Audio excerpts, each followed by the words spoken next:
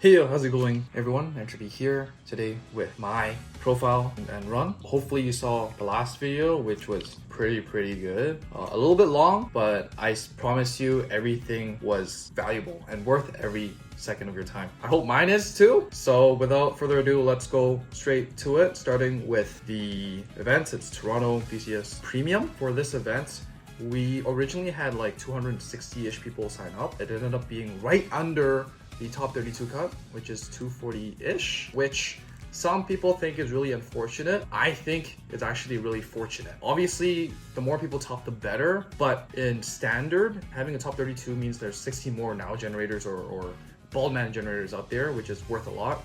For premium, it's not really the case. You're just gonna get one promo pack, and for the competitive players, it actually means you have to win one extra round in order to make it to the very end. So I think that my run was definitely easier than my brother's because I just had to win one less game. Every single game counts. Vanguard is a very skill-based game, but at the end of the day, it is a card game, and there is variance and there is luck involved. It happens. So a lot of the games I won, I feel like I was lucky. The game I lost, I felt like I was really unlucky. And that's just bound to happen. So yeah, top 16 prizing was the promo pack. I pulled a heal, which is really amazing. This is actually one of my brother's favorite characters, so this is his early birthday present. And then for top 8, we got the mat. So now we got both. And then top 4 is the Salome, which is very pretty. This is actually the BT10 Salome because of the crest support recently. So they reprinted it with the BCS stamp, which is really pretty. And of course, we got the trophy, which is my first. And the cert. The cert's fine. So see you at Worlds. If you're going there, please let me know if you want to go hang out, because I don't have friends besides my brother that's going to Worlds at the moment, which is kind of sad. But anyways, Kai, you should do better. Let's go to the deck. I can't stop laughing. So I brought bugs. For people that have followed me since the very beginning, you would know that I am not a premium player. My history with Vanguard is very up and down. There's a lot of points in the game where I did not play this game, so I felt very intimidated by premium. This is the deck that I picked up like 1 or 2 weeks before BRO. I saw this on Facebook, it was cheap, and I said, all right, let's just pick this up and you know, have fun, because why not? And I actually topped that event. I topped one of the 3 that I went. I played all 3 BROs. I topped the second one EU, which was insane. And ever since, I've been loyal to the deck. I've obviously tried other decks as well, but this is the deck I picked. Even with the hit, I stuck through it. So for the main character of the deck, we are going with Mythiarch this time. So this is the Mythiarch build. I honestly was not gonna go with the Mythiarch build. It was not on my radar at all. The only reason why I ended up with this is because I luckily decided to download Twitter, and I followed good players on Twitter, and I saw that it had a very good conversion rate, 100% conversion rate at a BCS, and so I was like, this looks like crap. Let's test it out. It looks dumb. And it turns out it is dumb, but not in the bad way. It was very dumb in a very good way. And I'm like, yeah, I think I'll play this after like my first game of it. I had so much fun with the deck. It's definitely very different from the traditional list, but I love it to death, and I thank whoever cooked this up. Thank you so much for you know, giving me this to play with. Even if I didn't top, I just had so much fun with the deck. So the grade 3 is these are all standard cards. The grade 3, what it does is on play, check top 7, call 1. If you have 5 units or more, your opponent discards 1, which is like, what the heck? Why is there a discard skill? Whatever. The on attack skill is really whatever, but it can come up. You can call a persona, bounce a persona, and then use that for next turn to stride or persona or whatever. The grade 2 is your restander. So it's the difference is that the first skill is at the end of the battle, your Vanguard attack. So your opponent can't really counterplay it. You can also choose to conserve your soul in case your opponent hits a defensive OT or something. And then it also gets +10, which hits nice numbers. The last skill is actually really amazing because it helps you retrieve any Mythiarch in the drop. So you can actually retrieve Persona or the grade 1 here if you just need to self-clear. It's great in matchups where your opponent's going to retire you anyways. And then in the drop zone, you actually can retrieve it. And it's part of your final combo, your little gambit. And then lastly, we play 3 of the Rizmi. This is amazing. It's like a little mini Maple, mini me. When you ride a Grade 3 Mythiarch, it calls itself out from the drop. And then if your opponent's grade 3, all your front row Meteoric gets +5. So your restand here would be 15 on the first swing, which is 5k yard. Fundamentally, just being able to hit over that Vanguard number is all you need. You know, it's 1 card guard or 1 damage, and usually they'll give you the 1 card, and every single card matters. I don't know why people don't understand that. It's still a card game. Every single card matters. Second skill is also, if there's already 1 on the board, you can Soul Blast 1 bot deck it to draw 1. That definitely helps when you have more soul and you need the cards. So it does come into play, but not too much. Yeah. Also, one more thing. Delphina's great in the mirror match, right? Because you get to pick up and cycle that persona right. Yeah, I mean, in any match it is. The most important thing is one of the things that made this great, not just good, is the Xeroth Dragons. So Delphina is actually prime real estate to make sure that you have your ultimate strat at the very least when you need it. And then it also sets up itself in the draw for the ultimate strat, which we will discuss later. For the grade 3s, if you're familiar with Gridora, you know we love our 1-ofs. Enlar Glove is a great strat fodder to have early game into the hand, just draw 1. It also lets you just on play Soul Blast 1, pick up any grade 3s. This could be a grade 3 heal, this could be a persona, this could be any of these other great friends as well, which is amazing. Inlet Pulse is still really good. Definitely, usually one of the first picks on your first Gridora swing. It says at the end of the battle, if there's 4 or more attacks, it goes in Soul Draw 1. It sets up a grade 3 in Soul, it sets up a card in Soul, it draws you 1, it clears up a front row. Definitely great in a lot of matchups. And then Antlion is honestly my baby. He's the best. Wins me a lot of games. Soul Blast a grade 3, wink wink. Discard 2 cards plus 10 plus crit, guard restrict. Your opponent can't use Sentinels. This includes 30k crits. With Gridora, your opponent can't G-guard too. And then with your other skills like Maligantis, it puts minus pressure to your opponent's Vanguard. So this can be very, very big, and it could eat up like 3-4 cards just to guard and survive. And you can also damage control and damage deny. Angel Bracing Ladder, obviously you want to protect your board. You want soul, you want draw. 5k on Vanguard is negligible, but it definitely doesn't hurt. Really important in a lot of matchups like Nui, Narukami, and all that. And lastly, this is the tech. Darkface V, not the original. This is a card that obviously saw some play in the past, but definitely not anymore. I think if you look at every single list of Mythiarch, you're not going to see this card. So I'm really proud that I brought this, and it definitely won me a lot of the games throughout my run. As a non-late era V player, I did not know what a cradle marker was. And the moment I read what a cradle marker was, I was like, bro, this is the most broken mechanic in the game. I think that having cradle markers is like absolutely insane. A lot of decks can search. A cradle marker is like the most flexible search tool. I'd say one of the most flexible search tools in the whole game of Vanguard. So what a cradle marker does is it first removes the text. It returns the power from the original power minus its original power. So it's always going to be 0 unless you put trigger or additional abilities on it. It can attack. It cannot boost. It cannot intercept. So it's just really great. Darkface also has an on-attack skill, CB1, retire one of opponent's units with a cradle marker, and it gets +5 for each grade. So even if it's a standing unit, sometimes you can Maligantis it and immediately retire it. Countercharge 1, draw 1 back, and then you will proc the cradle marker to search whatever grade that you place the cradle marker on. If it's already a rested unit, you can still retire it with the CB1, and then you can still resolve it. So that's why I think the Darkface is amazing. Discard 1 is expensive, but if you're always going second, you can just discard the quick shield in most matchups. And then the CB1 is expensive, but you do have countercharges, and you do have G-guards for that too. So just really, really good. Search anything, man. Search anything. Like if you tell any card game player you can search anything in your deck, and your deck is like a your deck is a control deck, like no brainer. Speaking of cradle markers, this is your primary way of generating it if you are a normal Gridora player. On the Vanguard Circle, when it's ruled upon, you can put a cradle marker on your opponent's units. This definitely deters your opponent from playing stuff in the front row because it's easy to place it and then hit into it. Which is great because you don't want to get aggroed anyways. And then the second skill is just amazing. It's put on the Guardian Circle. You get to +5, draw 1 to your front row, or your opponent kills a standing rearguard. It's a win-win. It's so last one. It's so cheap. You can use it offensively when your opponent's grade 2 or greater on the rearguard circle, or you can use it defensively, intercepting it or guarding from hand. So it's just so good. 2 of the Elite Mutant Giraffas. Giraffa is a card that I was not convinced with, but I see the vision now, especially with the current build. It's really one of the most important when you're grade 2 gaming. CB1, just +5 for each rested unit. If they have 1 or less standing rearguard, just draw 1. And it also blocks your opponent from moving that rested card and doing all that. So it helps. Maple, free body, can't complain. If you watched my Vancouver vlog, I dropped it, I brought it back, I topped. So, 4 little Dorcas V. Obviously, we don't play the old one anymore because we don't have any Dark Face grade 3s to search into. 8k body, great. 13k booster or 13k body, great.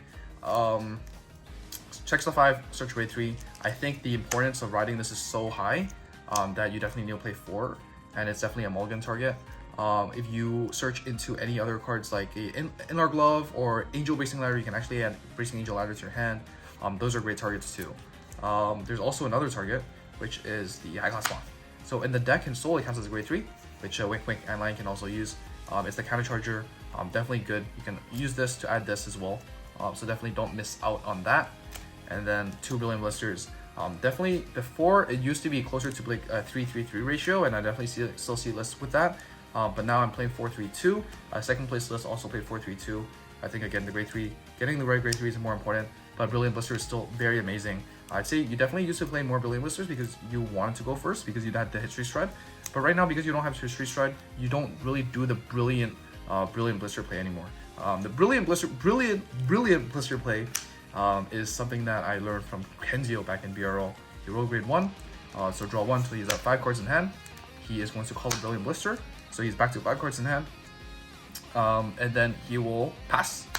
Brilliant Blister sees that I have the opponent is on grade 0, no standing rearguards. It bounces to the hand. They are back to 6 cards. Brilliant Blister's condition fulfills because there's 6 or less cards you can Soul Blast 1, draw 1. So you're basically starting your turn 1 with 7 cards instead of 6 with Soul Blast 1, which is so good.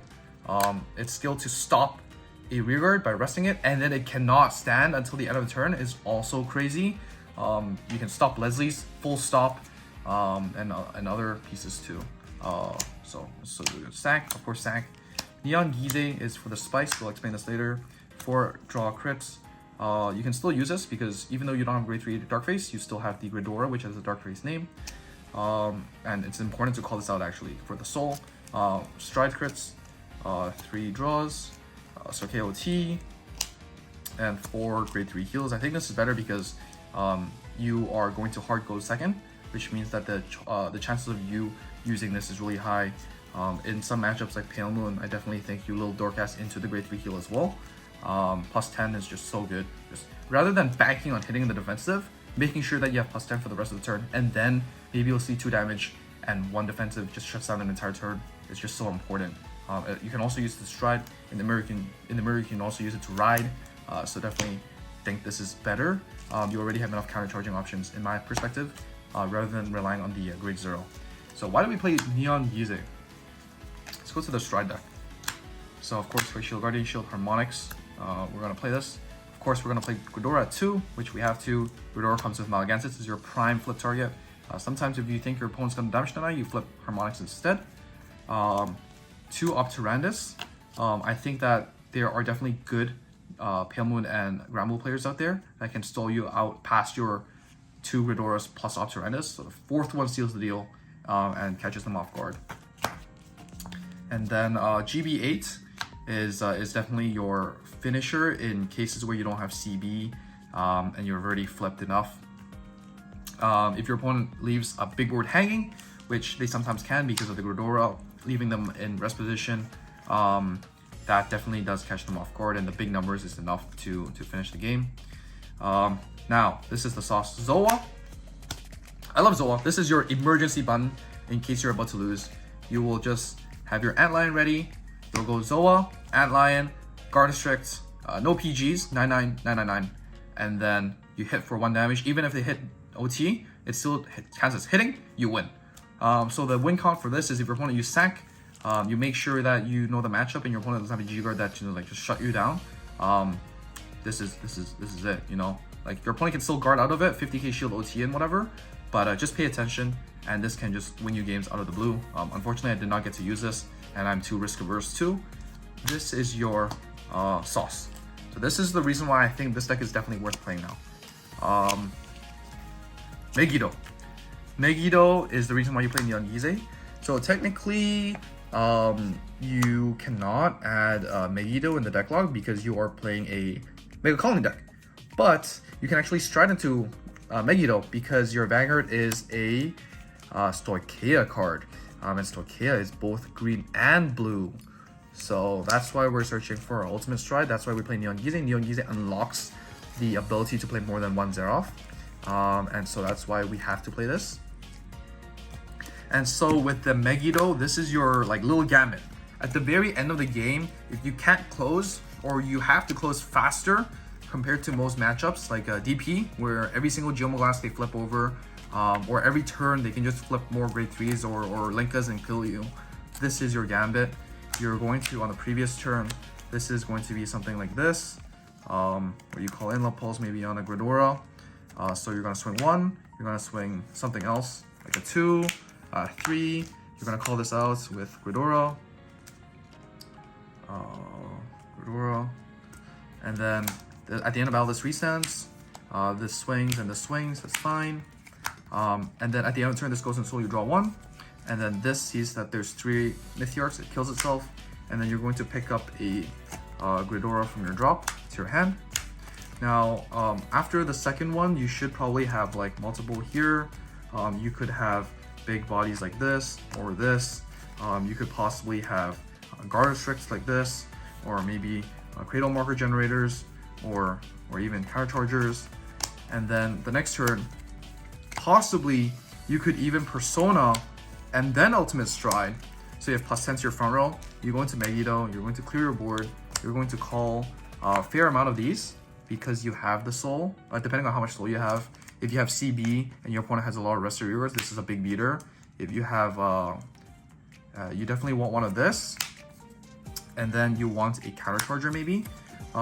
You can use this to counter charge one.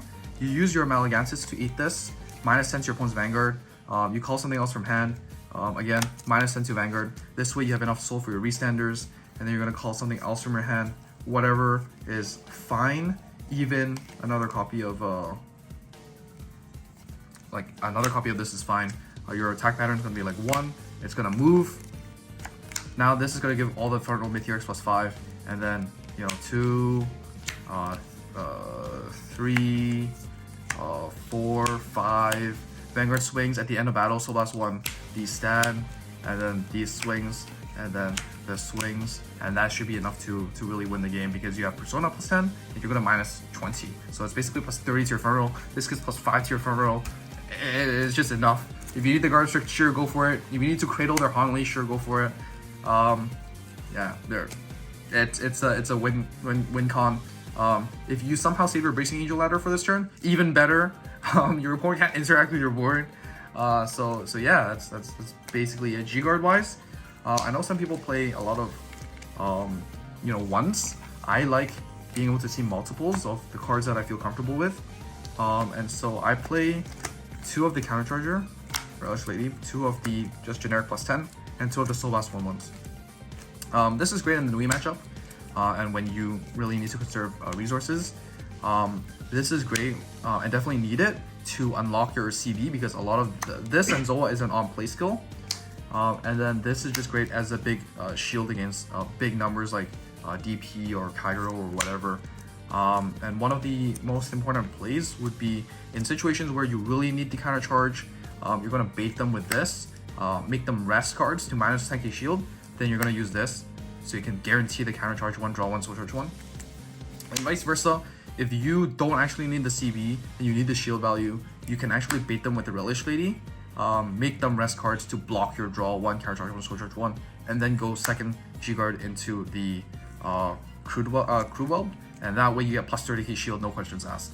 And that definitely can win you games. It's a little bit of the mind games, but this only happens and it's possible because you play multiple. A lot of people don't expect the second Crew Weld, or the second Relish Lady, or even the second one here, just because it's good in the Nui matchup. So that's my take on it.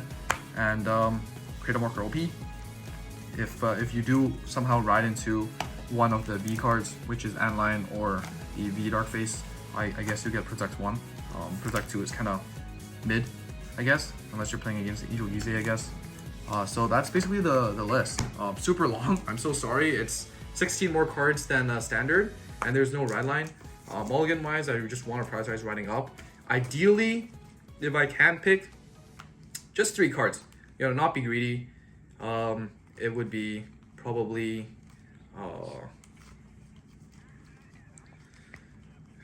where is this? You know, if I can start every game with these 3, I feel like I can comfortably navigate the game.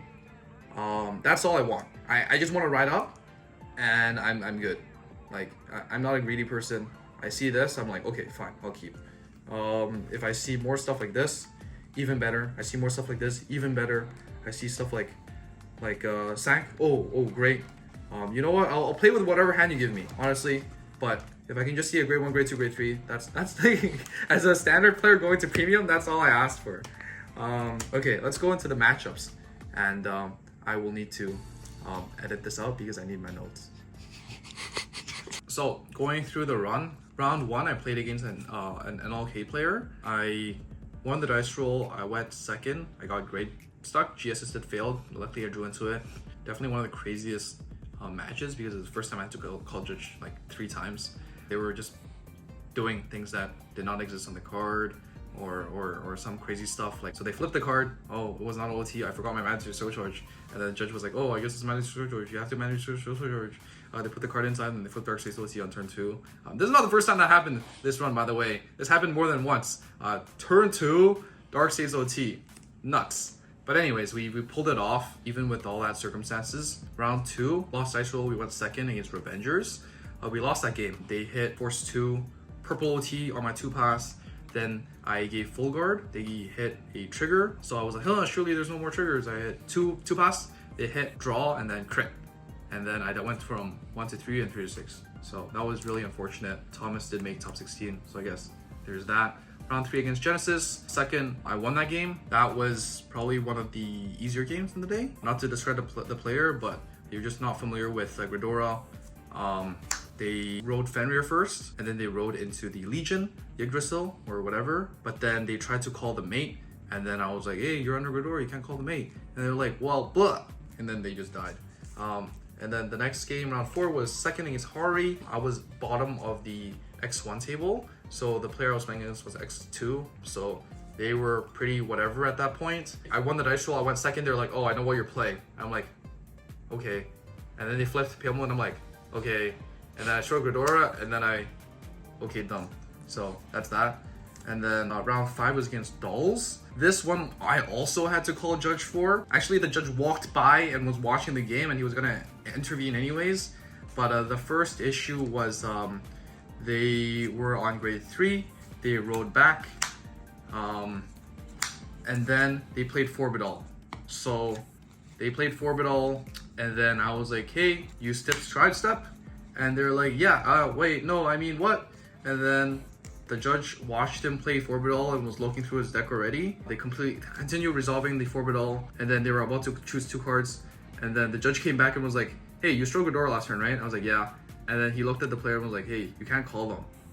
And then that was really awkward, but then they just shuffled it back. On my kill turn though, they hit defensive heal, defensive draw, into defensive 6 damage heal, into defensive 7 damage heal, and lived, which made me sweat a lot because I was really about to die. But thankfully I survived, and then I went into Megiddo and I won that game. So that was the one time I used Megiddo, which is nuts, but it came up. So that's that. Round 6 was against a mirror for the first time. Mythiarch Gridora. I won the dice roll, I went second. I rushed them, grade 2 gamed them. They missed grade 2. So I hit them very hard. One thing I did was that they did call the Brilliant Blister early. And instead of rushing them by 2-laning them, what I did was I called my grade 1 and I left it there standing. What this means is that the Brilliant Blister could not bounce back to their hand because I had a standing unit. So that left it hanging. It definitely meant that they were able to do that return to hand, so less one, draw one, play less. It means that reduces their chance of seeing a grade 2, which means that I just had more free passes to just keep swinging. Eventually they G-assisted into a grade 2, but that's a -2. And then, you know, that's too far behind. Eventually they rode up, and then after they rode up, they couldn't kill, and that's basically it. The last match was against Vanquisher. This is definitely one of the matchups that I did not really enjoy. Thankfully, I Gradora. They did not have a grade 3 to ride up. They saw crits, but what they should have done was they should have called them down, ate it when the Vanguard swung to draw extra chances into a grade 3. They didn't. They chose shield instead, and that cost them the game. All they could do was in rest position, stretch Sunverse, and then pass. And then I did have Racing Angel ladder, but at that point it really didn't matter. I just won off Gridora. And then top 16, I went second against Glendios. It was a Glendios, the leader, Link Joker, Shenanigans deck. This was probably the hardest game of the day. Not to discredit everyone else, but it was just an unfamiliar matchup with a crazy player with crazy cards. From the very beginning of the Vanguard series, well, Link Joker came out season 3, but to today. So everything came into play. There were turns where I literally did not stride. There were turns where I did not even swing with the Vanguard. I think the biggest reason why I won that game was I did time my harmonics right, and I did flip a fair amount of Malagantuses to clear his board, clear my own board as well when I could unlock. Using the Malagantus in the G zone was how I won the game. There, top 8 match was against Kenzio, which is again one of my I'd say idols in the game. It taught me a lot, especially the Brilliant Blister tech. I learned that from my match against him specifically. But this time, funny enough, we did not go into Gridora. This is our 3rd time playing. This time we just grade 2 game the whole time. This is how I wanted it to stay. I did not commit as much as I would like actually early into the game to kind of ease him into the idea that maybe he could beat me in the grade 2 game. So I was conserving a lot of my pieces. I only had one Mythiarch grade 3. So if he rolled up, I would have to discard 2 cards to stride, which is not great. So thankfully it worked out. Eventually I outgrinded him. We were both playing the little like cat and mouse game where we didn't want to leave standing rear guards because Brilliant Blister could proc, and then because they could get an extra 5k off the little Dorcas. So it was really funny because obviously if you don't swing, you're getting less power, but if you do swing, you're giving your opponent more power the next turn. So there was a lot of little intricacies there.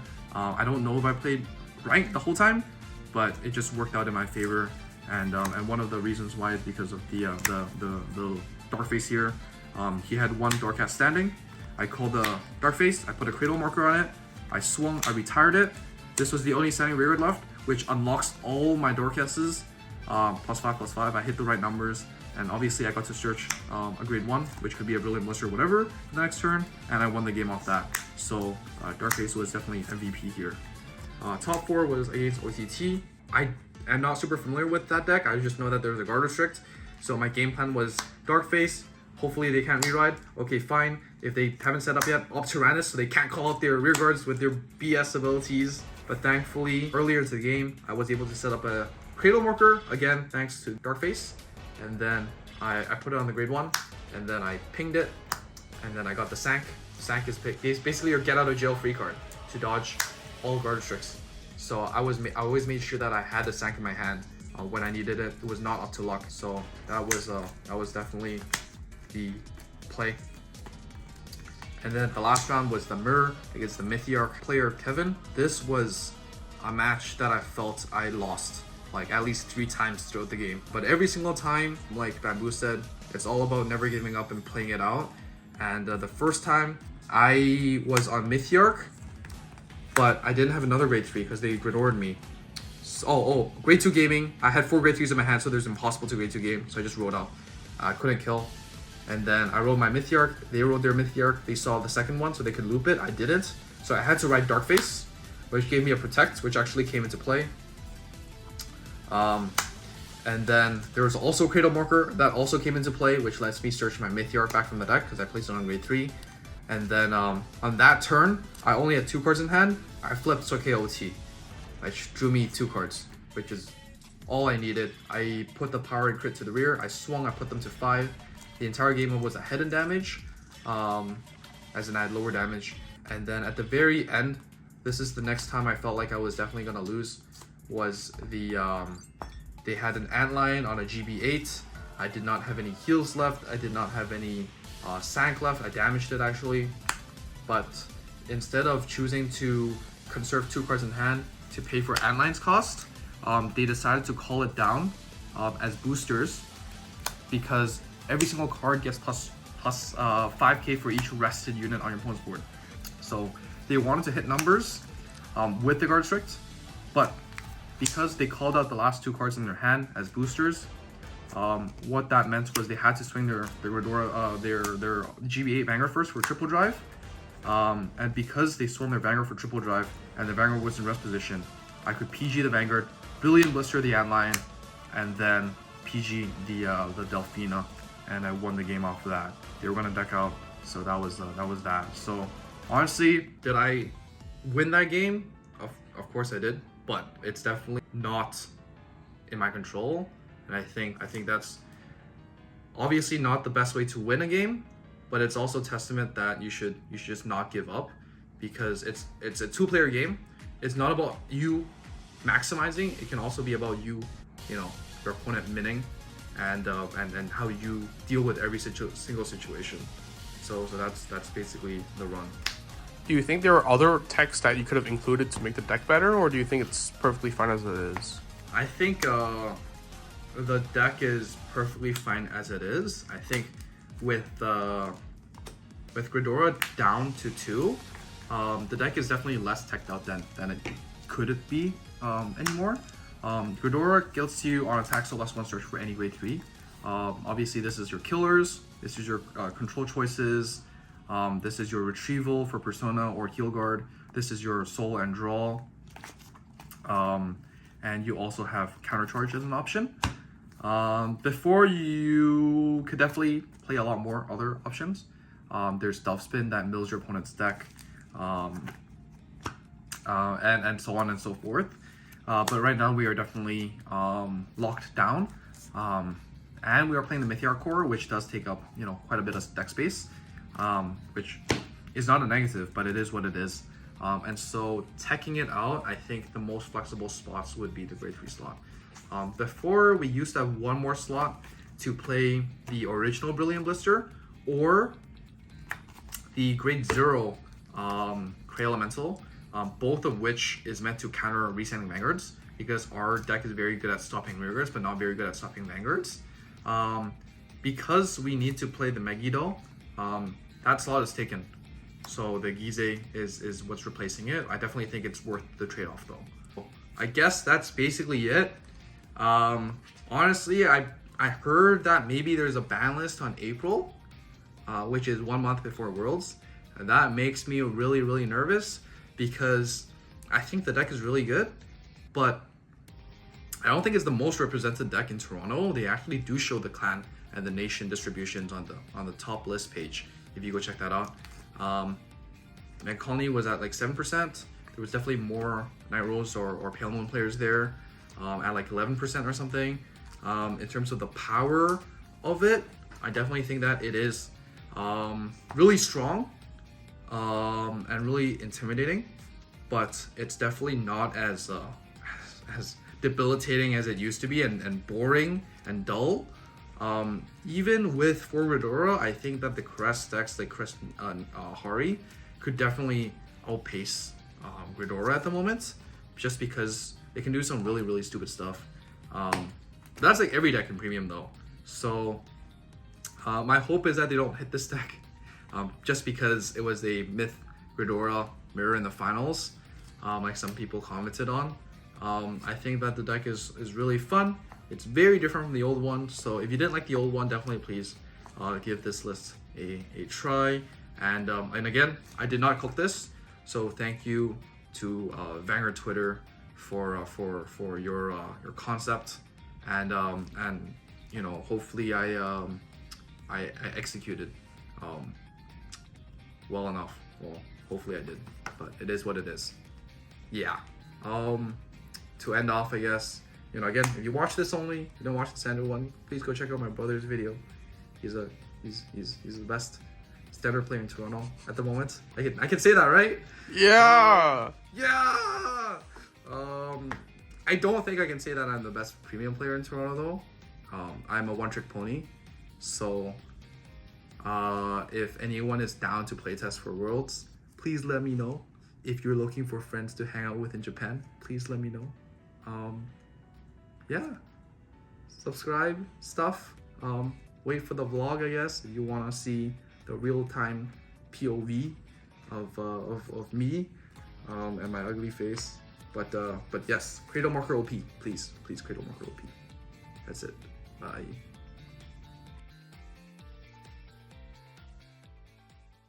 Okay.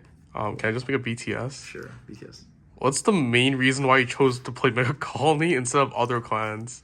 I'm a really dumb guy. I think simplifying good. I like grade 2 gaming. I like telling your opponent you cannot use your cards. When I was playing BRO, it was amazing because everyone was reading 50 card main deck plus 16 card G-Zone. I was reading less cards. It's like, wow, look at how much text there is on this card. How am I supposed to read this? I think the truth is you don't want to think about the G guards. Bro, like, come on. Read this. Read this. Tell a random person on the street, read this, and explain what this means.